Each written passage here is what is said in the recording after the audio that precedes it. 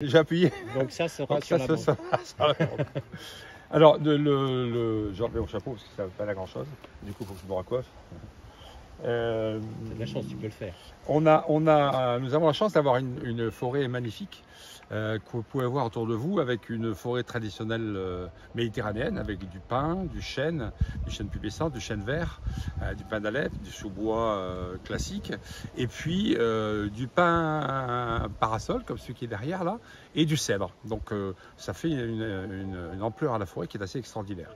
Et cette forêt, ça fait 22 ans que le parc existe, ça fait 22 ans que j'avais lu des ouvrages sur la sylvothérapie qui m'avaient interpellé.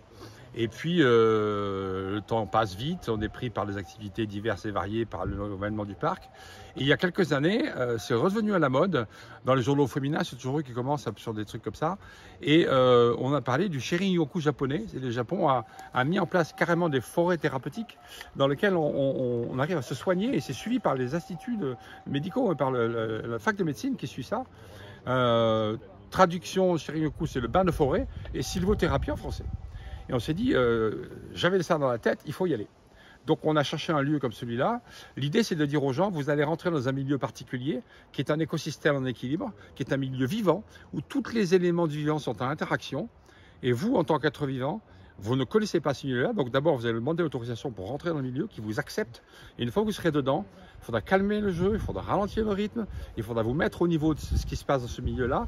Et petit à petit, vous ancrer dans le milieu pour le ressentir profondément par tous vos sens, y compris les pieds, y compris les énergies solaires et terrestres, et de la relaxation bien sûr, de la méditation, de la respiration, grande respiration ventrale.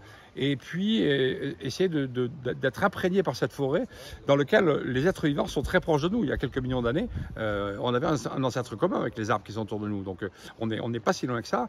Et se retrouver dans ce milieu-là dont on fait partie et qu'on a complètement oublié, qu'on a complètement occulté, surtout quand les gens habitent en ville, et sur lequel il faut renouer avec ce milieu vivant-là pour revivre en harmonie avec eux et comprendre ce milieu-là et essayer de le sauver tant qu'il est encore temps de le faire.